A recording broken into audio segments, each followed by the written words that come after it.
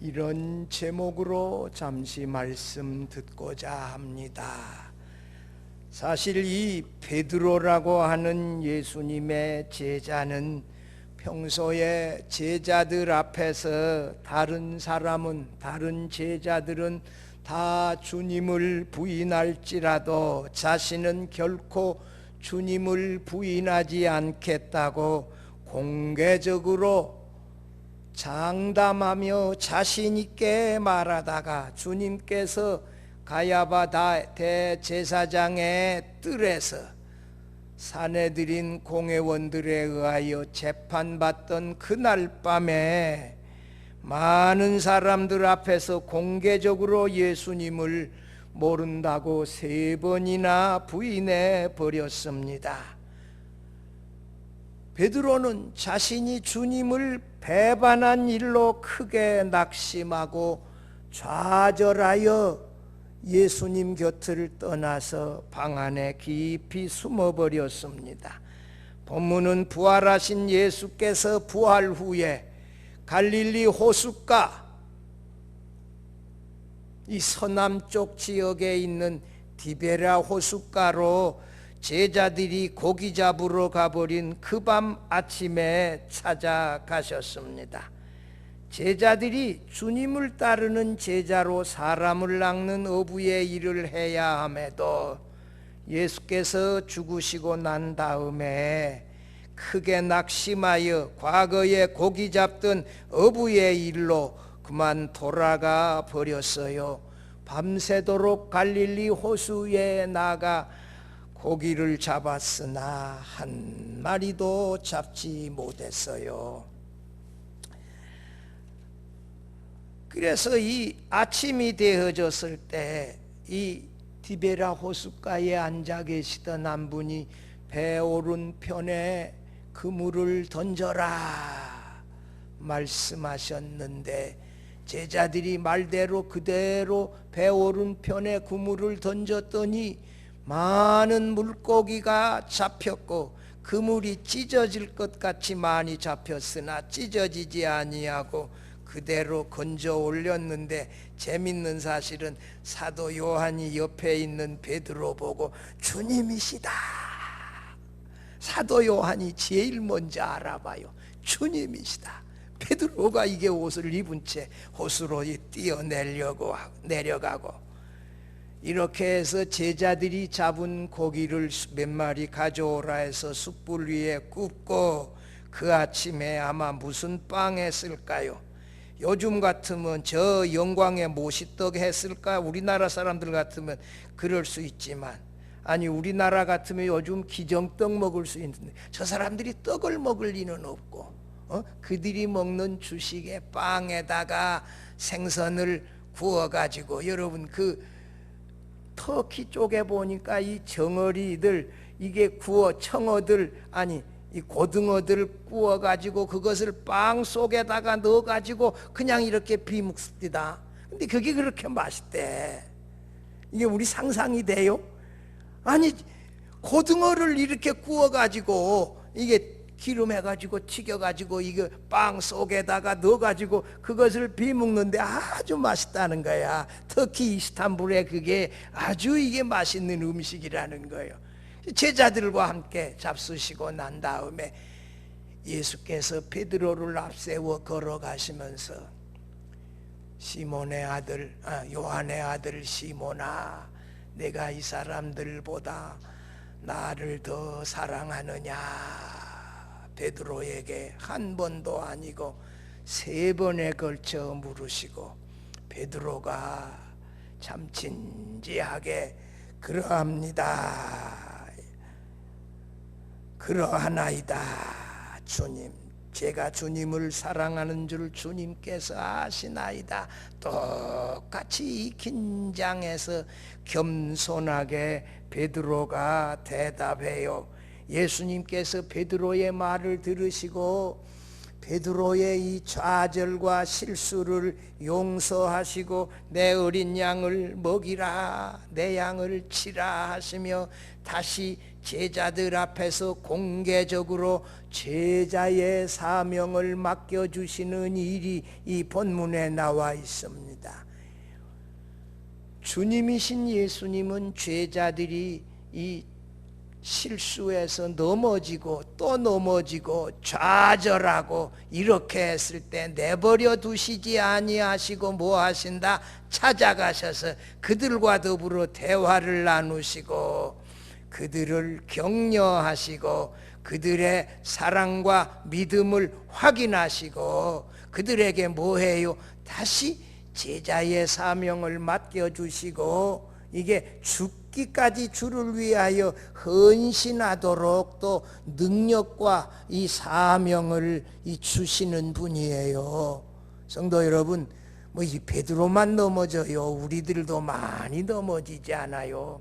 주일 성수 안 할 때 얼마나 많아요. 11조 그냥 갖다 써버리고 못 할 때 얼마나 많아요. 이게 보험으로 한 2억 탔는데 11조 2천만 원을 못하고 발발 떨다가 한 200만 원쯤 해버리고 그럴 때도 있고 우리가 많잖아요. 사람들이 우리가 시험에 넘어질 때가 많아요.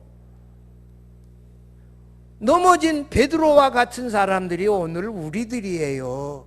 그러나 주님께서 찾아오셔서 베드로를 더불어 말씀하시며 용서하시고 사랑하시며 제자의 사명을 맡겨주시고 또 능력을 주시는 분이신데 오늘 이러한 내용을 살펴보며 함께 은혜 나누고자 합니다. 첫째로 예수께서 우리의 실수와 연약함을 딛고 일어서기를 원하십니다.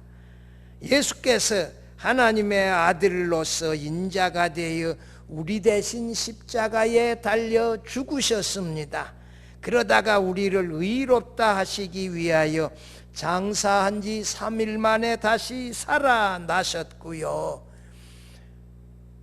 방 안에 숨어서 정말 어찌할 바를 알지 못하는 제자들을 2번에 걸쳐 찾아가셨고 예수께서 막달라 마리아에게 말씀하셨던 것처럼 디베라 호숫가에 제자들을 찾아간 것은 3번째예요. 그들이 예수님 따랐다가 사람을 낚는 어부가 되라 했는데 예수께서 십자가에 달려 죽으신 다음에 다시 갈릴리 호수에서 고기 잡는 어부의 일로 돌아가 버렸잖아요. 그들이 예수께서 십자가 지신 다음에 크게 좌절하고 절망했어요. 그런데 예수님께서 고기 잡으러 가버린 그 제자들, 그 밤에 그들은 7명이었을 것으로 봐요. 그들을 찾아가셨고 배 오른편에 그물을 던져라 153마리 많은 고기를 잡게 하시고 그렇게 말씀하셨던 자신이 이 주님이심을 제자들에게 드러내시고 죄의 일 앞장서서 좌절하고 절망한 베드로와 더불어 이 디베라 이 모래사장을 거닐고 그 뒤에 사도 요한이 아마 따라가서 2 사람의 대화를 다 들었을 것이고 그 대화를 오늘 요한복음에 사도 요한은 정확하게 기록했습니다. 요한의 아들 시몬아, 내가 이 사람들보다 나를 더 사랑하느냐? 예수께서 베드로에게 이렇게 3번을 물으셨는데 여기 본문에 나오는 이 사람들에 대하여 킹제임스 버전, NIV, NASB 이 3개의 영어 성경 제가 보니까 These people 이렇게 쓰지 아니하고 These라고 하는 복수로 썼어요. These는 이 사람일 수도 있고 이 어구들일 수도 있고 다른 것일 수도 있어요. 우리말 성경은 이 사람들이라고 했는데 이것들로 번역할 수도 있어요. 그런데 아무튼 이 사람들, 이것들에 대한 해석은 3가지예요.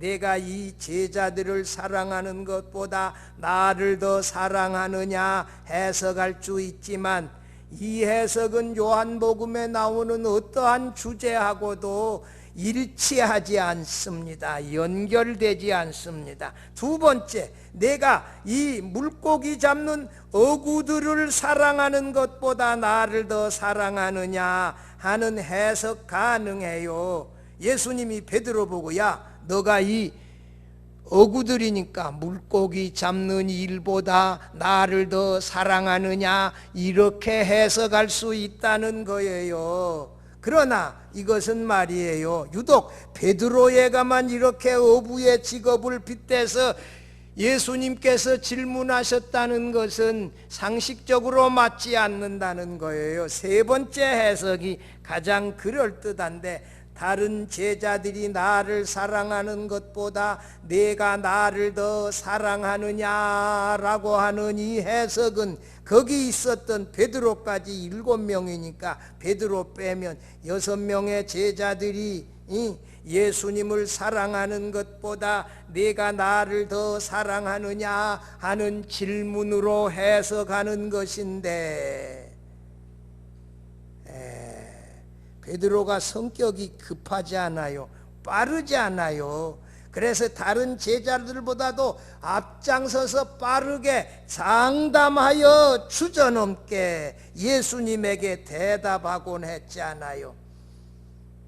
예수께서 성찬식을 제정해 주는 마가의 다락방에서 베드로는 다른 제자들 앞에 너희 중에 하나가 나를 팔리라 말씀했을 때 내가 주를 위하여 목숨을 버리겠나이다 장담하며 말했지요. 베드로가 대제사장의 종 말고의 귀를 칼로 자를 때에도 이실직고하고 칼 빼서 그냥 귀부터 잘라놓고 시작해요. 베드로의 성격이 어쩌다 급해야 이게 빨라요.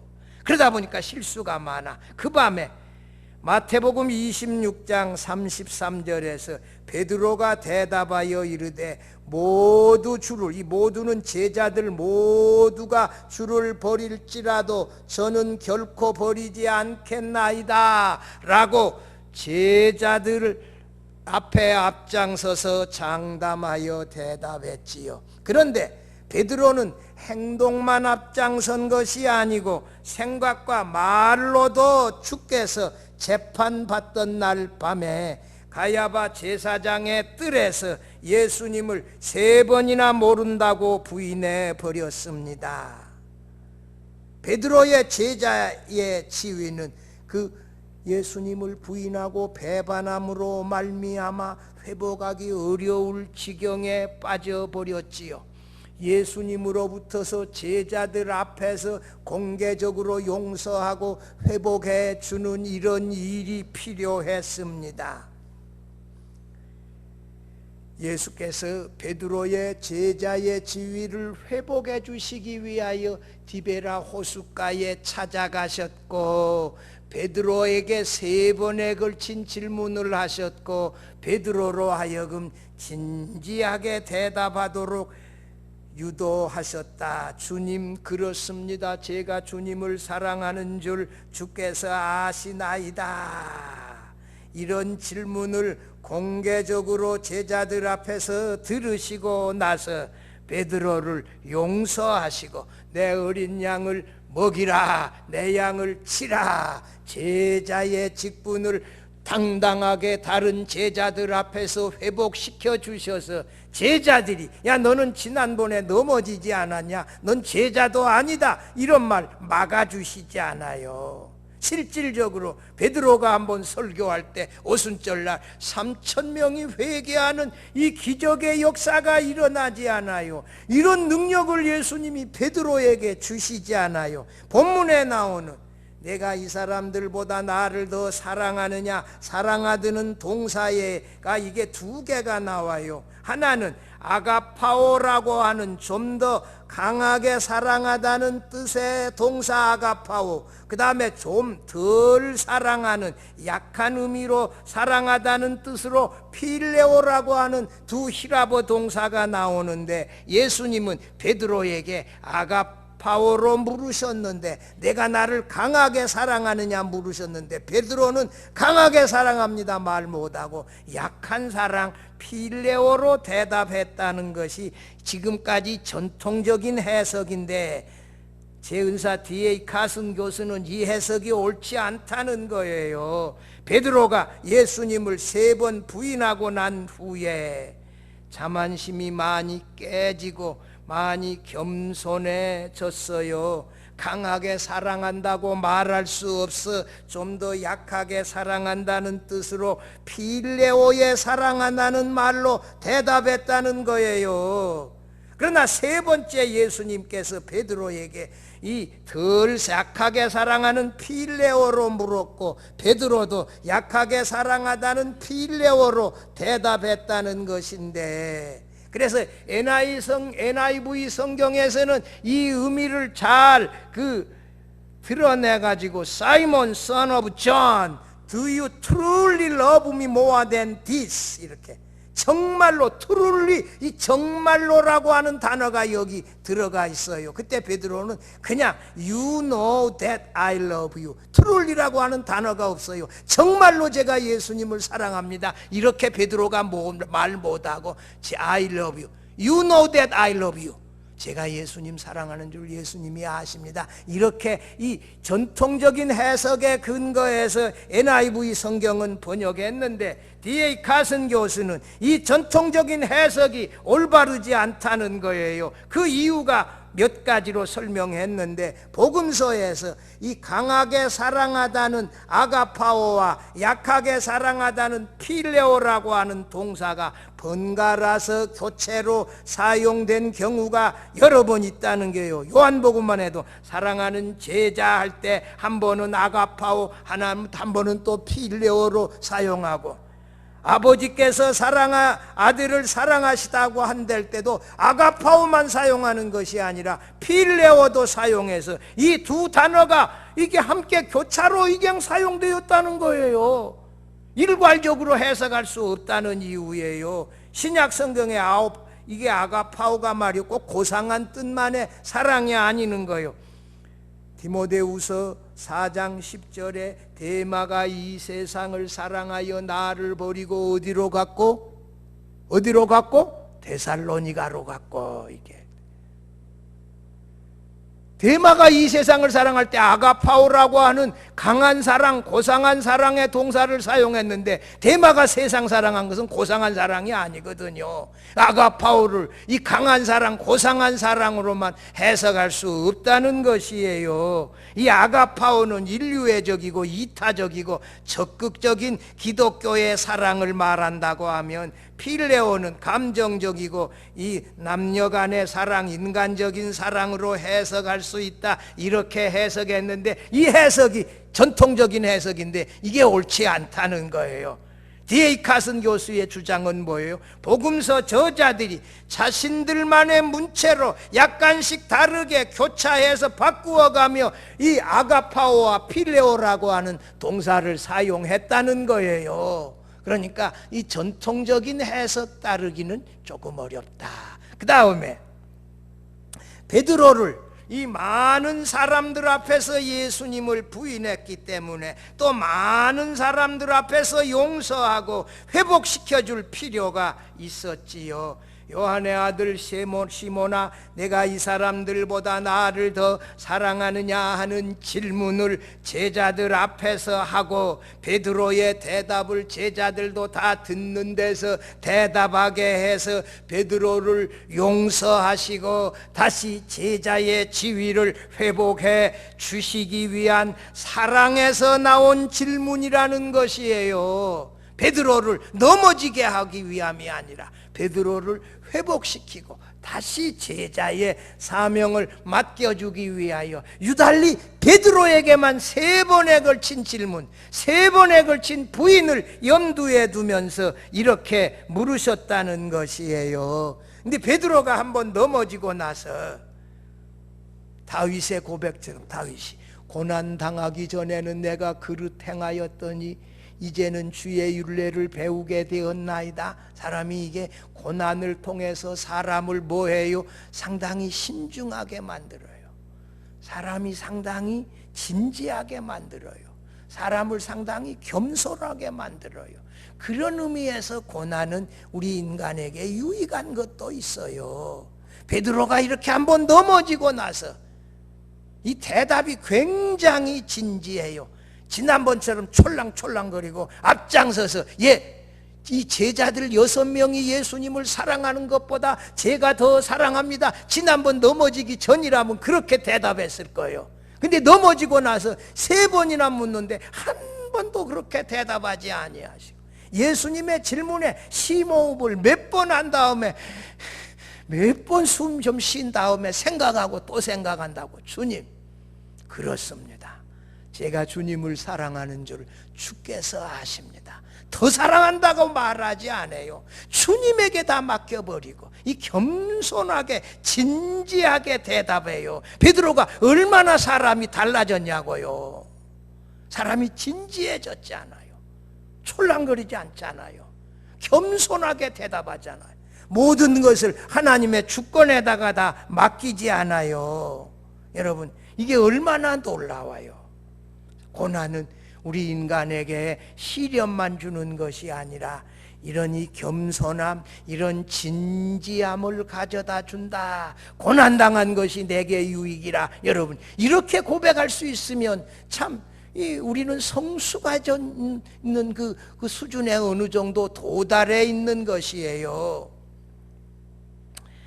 그렇게 하시면서 이 베드로의 대답을 들으시고 내 양이라 말씀하지 아니하고 내 양을 치라, 내 어린 양을 먹이라. 그 하나님의 구원받은 백성들이 예수님의 양임을, 예수께서 목숨을 버려 그들을 구원하여 살려주신 예수님의 양이심을 분명하게 알려주면서 내 어린 양을 먹이라, 내 양을 치라 하는 이 제자의 사명, 어린 양을 먹이라고 하는 것은 이 설교를 통해서, 말씀을 통하여, 가르침을 통하여 이 먹이는 이 설교자로서의 사명이라고 하면, 내 양을 치라 하는 말은 목회자로서 이 양들을 돌아보고 원수들을 막아주고 잘 양육해라 하는, 지켜라 하는 그런 또 뜻도 함께 여기에 담겨져 있는 거거든요. 박윤선 박사님의 해석 중에 예수께서 베드로의 예수님에 대한 믿음을 베드로의 예수님에 대한 사랑에서 확인하시고자 했다는 거예요. 고린도전서 13장 13절에 그런즉 믿음, 소망, 사랑 이 3가지는 항상 있을 것인데 그 중에 제일은 사랑이라. 이 믿음, 소망, 사랑은 뭐라고요? 항상 함께 있다고요. 믿음이 있으면 어떻게 한다고? 예수님을 사랑한다고요. 예수님을 소망한다고요. 믿음, 소망, 이 사랑은 항상 함께 있다는 사실이에요. 그리고 여기 답변에 보면 왜 사랑을 확인하냐 그랬지만 여기 베드로의 답변 보면 3번에 걸쳐서 주님 그러하나이다, 내가 주님을 사랑하는 줄 주님께서 아시나이다. 3번이나 베드로가 예수님을 누구라고? 주님이라고 고백하잖아요. 누구든지 주의 이름을 부르는 자는 구원을 받으리라. 여러분, 믿음과 사랑이 이 답변 속에 함께 나타나 있어요. 우리들도 베드로처럼 내가 나를 이 사람들보다 더 사랑하느냐 물으시는 예수님의 질문에 주님 그렇습니다, 제가 주님을 사랑하는 줄 주께서 아십니다라고 너무 자신 넘쳐서 장담하여 대답하지 말고 겸손하게 진지하게 대답하며 이렇게 성숙한 믿음으로 회복될 수 있기를 바랍니다. 둘째로, 우리는 예수님의 주권에 맡기는 겸손한 제자가 되어져야 합니다. 예수께서 이 절망한 베드로에게 3번에 걸쳐 찾아오시고 3번째로 요한의 아들 시몬아, 내가 이 사람들보다 나를 더 사랑하느냐고 3번이나 진지하게 물으셨고, 베드로는 이 3번에 걸친 답변에 한 번도 더 나가지 아니하고 겸손하게 주님 그렇습니다. 제가 주님을 사랑하는 줄 주께서 아십니다. 라고 똑같은 대답을 겸손하게 반복하여 했어요. 베드로가 넘어지기 전이라면 아까도 말했던 것처럼 예수님, 이 사람들이 예수님 사랑하는 것보다 제가 예수님을 더 사랑합니다. 그냥 빠르게 신속하게 그렇게 장담하며 촐랑촐랑거리며 대답했을 터인데 한 번 넘어지고 나니까 그렇게 답변하지 않아요. 그렇습니다, 주님. 제가 주님을 사랑하는 줄 주님께서 아십니다. 얼마나 진지해요. 이렇게 진지하게 겸손하게 이 베드로가 답변하지 않아요. 자신의 연약한 존재, 넘어지기 쉬운 존재임을 이 고백하면서 예수님께 다 맡겨버리는 것이에요. 하나님의 주권에다가 다 맡겨버리는 겸손한 신앙적 자세를 베드로가 드러냈다. 베드로가 자신의 연약함을 인정하고 다른 제자들보다 예수님을 덜 사랑한다고 감히 말하지 않고 자신이 예수님을 사랑하는 줄을 주님께서 다 알고 계십니다. 이렇게 겸손하게 대답한 것은 이 예수님이 하나님의 주권을 가지고 계시는 분이심을 믿고 그 주권에 다 맡겨버리는 자세인 것입니다. 성도 여러분, 우리가 이게 나이가 들어간다는 것은 뭐예요? 신앙이 무르익어 간다는 거예요. 신앙이 뭐예요? 겸손해져 간다는 거예요. 하나님의 은혜에다 다 맡기는 거예요. 하나님의 주권에다가 맡기는 거예요. 내일 모레 살지 이것도 다 하나님께 맡겨버리는 거예요. 이게 신앙의 성숙이지요. 베드로가 이게 그런 수준에 도달했어요.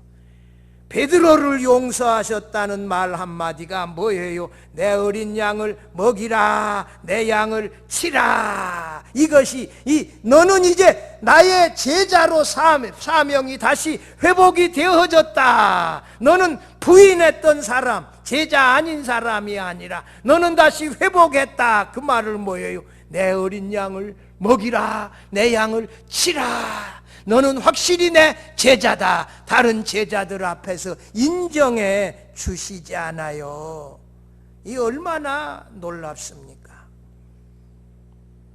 베드로가 훗날 자신이 이 목자의 자세에 대하여 베드로전서 5장 2절에서 6절에서 고백하고 있는데 참 예수님의 말씀처럼 겸손한 이런 목자임을 고백했어요. 거기 같이 한번 읽어봐요. 너희 중에 있는 하나님의 양무리를 치되 억지로 하지 말고 하나님의 뜻을 따라 자원함으로 하며 더러운 이득을 위하여 하지 말고 기꺼이 하며 맡은 자들에게 주장하는 자세를 하지 말고 양무리의 본이 되라. 그리하면 목자장이 나타나실 때에 시들지 아니하는 영광의 관을 얻으리라. 젊은 자들아, 이와 같이 장로들에게 순종하고 다 서로 겸손으로 허리를 동이라. 하나님은 교만한 자를 대적하시되 겸손한 자들에게는 은혜를 주시느니라.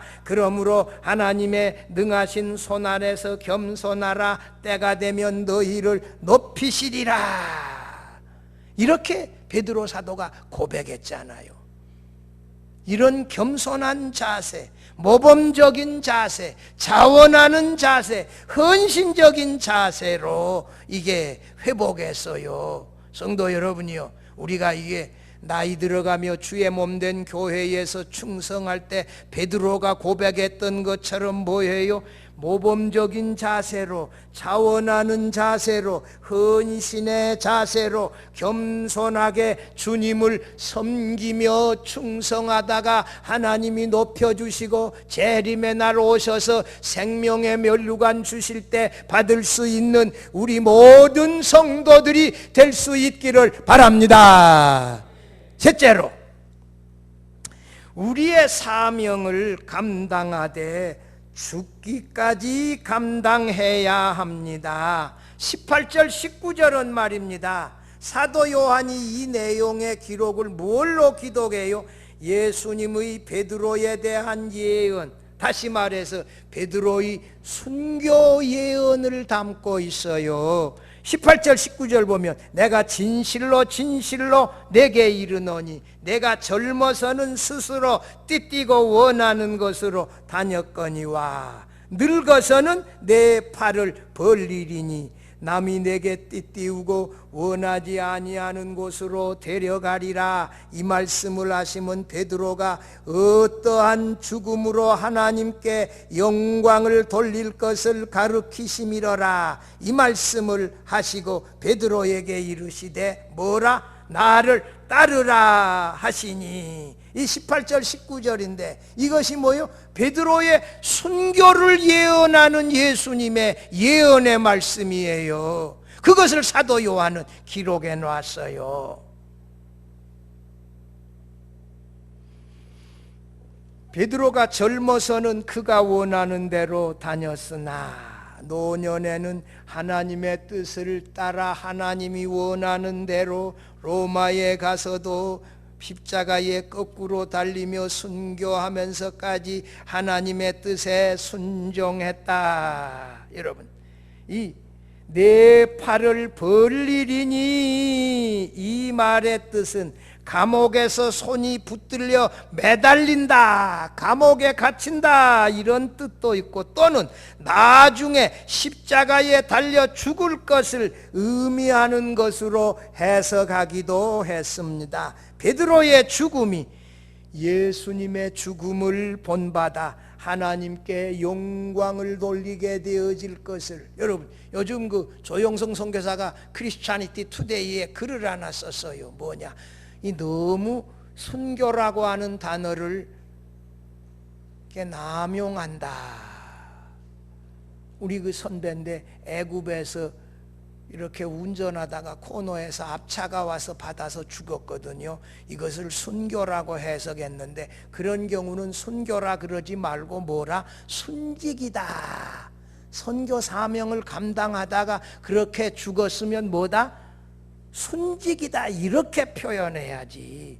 왜 아무렇게나 그냥 선교지에서 죽였다고 순교라고 단어를 함부로 쓰냐. 정말 이 복음 때문에 죽임을 당하는 경우, 그런 경우에 순교라고 하는 단어를 써야 되지 않겠느냐. 여러분 어떻게 생각하십니까? 상당히 일리 있는 주장이지요. 이 베드로의 순교, 예수님 때문에, 신앙 때문에 마지막에 순교당할 것을 예수님이 예언했다는 거예요. 이날 이 아침에 예수께서 디베라 호숫가의 모래 위에서 내가 이게 내 팔을 벌리리니 하고 여기 19절 말씀에 보면 이 말씀을 하시면 베드로가 어떠한 죽음으로 하나님께 영광 돌릴 것을 가르치심이러라. 팔을 벌려 죽으실 것이다. 이게 베드로의 순교를 예수님께서 예언하셨다는 거예요. 이 디베라 호숫가에서 예수님이 베드로의 죽음을 예언할 때가 주후 한 30년쯤 되어졌다면 베드로는 주후 68년 네로 황제 때 로마에서 순교한 것으로 알려주고 있으니까 약 38년 후에 일어날 일을 예수님께서 예언하셨고, 사도 요한이 이 요한복음을 기록한 것은 몇 년이다? 사도 요한이 요한복음을 기록한 것은 몇 년이다? 80년. 예배소에서 요한복음을 기록했으니까 요한복음을 기록했을 때는, 이것을 기록했을 때는 베드로는 이미 순교했다 안 했다? 이미 순교해버리고 상당한 시간이 지난 다음이에요. 베드로가 어떠한 죽음으로 죽을 것을 말씀하셨다, 베드로 순교를 예언하셨다고 이 사도 요한이 기록하고 있잖아요. 베드로가 네로 황제 치하에서 로마에서 순교하여 이미 하나님께 영광을 돌렸다. 여러분, 우리가 젊었을 때 충성하며 영광 돌리는 경우도 있지만 마지막 죽음을 잘 죽는 것이 하나님께 더 큰 영광 돌리는 거예요. 어떤 시장처럼 저렇게 죽으면 마지막에 다 구겨버리는 거지요. 절대 이거 안 되지요. 왜 죽기는 왜 죽어? 죽기는 왜 죽어요? 살아야지. 그런 열심이 있으면, 그런 열정이 있으면 살아서 재판도 받고 다 해야지. AD 96년 로마의 클레멘트의 글에 베드로의 순교가 언급되어져 있지만 어떻게 순교했는지에 대한 언급은 없다. 주후 212년 터툴리안의 글에 베드로가 누군가에 의해 띠로 묶여져 십자가에 순교당했다 하는 기록이 있다고 합니다. 베드로 사도는 자신은 주님처럼 정상적으로 십자가에 못 박힐 수 없다고 하며 거꾸로 매달려 십자가에 달려 순교했다라는 이 기록은 후대의 기사들로서 시기적으로 너무 오랜 후에 생겨났고 전설적인 요소들이 많이 가미되어져 이 신빙성이 떨어진다 하는 것이 D.A. 카슨 교수의 주장입니다. 베드로 사도는 공개적으로 주님을 3번이나 모른다고 부인한 것 때문에 받게 되어질 지울 수 없는 치욕을 디베라 호숫가에 찾아오신 예수님의 질문과 베드로의 답변을 통하여 용서받고 새로운 제자로서의 사명도 주셨고, 또 베드로에게 오순절에 놀라운 성령의 충만함을 주셔서 설교 한 번 하는데 3,000명이 5,000명이 4,000명이 회개하고 돌아왔다라고 하는 것은 정말 대단해요. 베드로도 예수님도 한 번 설교해서 3,000명이 회개하고 돌아왔다 이런 기록이 없어요. 물론 베드로가 그렇다고 해서 예수님보다 능력이 낫다 그런 말은 아니에요. 하여튼 이런 놀라운 능력을 베드로가 입었지 않아요. 겸손하게 예수님의 질문에 대답하고 주님께서 이런 제자의 사명을 주시고 능력도 주셨다. 성도 여러분, 우리가 주로부터 이 교회로부터서 맡겨준 사명을 귀하게 여기고 잘 감당하려고 할 때 베드로에게 능력 주셨던 우리 주님이 우리에게도 감당할 수 있는 능력을 주신다는 사실을 믿으시기를 바랍니다. 못해 그러지 말고, 그러면 진짜 못하게 하나님이 데려가는 수가 있어요. 절대 못한다는 말 하지 말고, 예 할랍니다. 내가 능력은 부족하고 나이는 많지만 해볼랍니다. 이렇게 감당해야 하나님이 능력 주신다고요. 순교는 아무나 합니까? 베드로가 그 나이 많아 순교했다고요.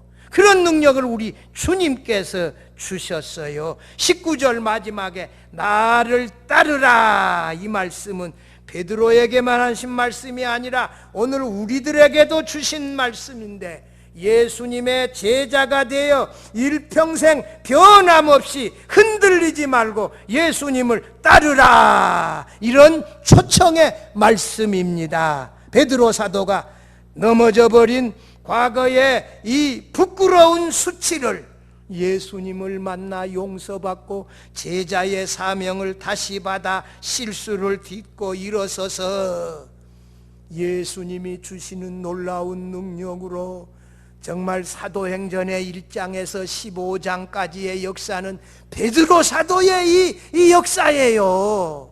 베드로 사도가 말씀 전하고 베드로 사도가 이적을 행한 역사가 15장이라고 한다면 15장에서 28장까지는 바울 사도의 이 행적, 9장부터는 겹치지만서도 말입니다. 성도 여러분이요, 주님의 제자가 되어져서 주님이 주신 능력으로 한 번도 변함없이 흔들림 없이 묵묵히 예수님을 우리 모두가 따라갈 수 있기를 바랍니다. 사랑하는 성도 여러분, 오늘 우리들은 예수님을 베드로처럼, 아니 베드로보다도 더 많이 여러 번 부인하고 여러 번 넘어지고 나태하고 게을렀던 연약한 사람들 아닙니까? 예수께서 자신을 3번이나 모른다고 부인하고 넘어져 버린 베드로를 디베라 호수까지 찾아가셔서 요한의 아들 시몬아, 내가 이 사람들보다 나를 더 사랑하느냐? 이렇게 베드로를 회복시키기 위한 이 사랑에 찬 질문을 3번이나 물어주시고, 베드로의 겸손한 3번의 변함없는 대답을 들으시고, 베드로를 용서해 주시고 제자의 사명도 맡겨주셨는데, 오늘 우리 넘어진 적이 있다 할지라도 예수님은 다시 우리를 용서해 주시고 다시 새 힘 주시기를 원하십니다. 사명 감당하기를 원하십니다. 우리는 우리의 연약함과 부족함을 겸손하게 인정하고 전능하신 우리 주님의 절대적인 주권에 모든 것을 겸손하게 맡겨서 변함없이 우리 주님을 사랑하고 섬기는 제자의 사명을 잘 감당할 수 있기를 주의 이름으로 축원합니다.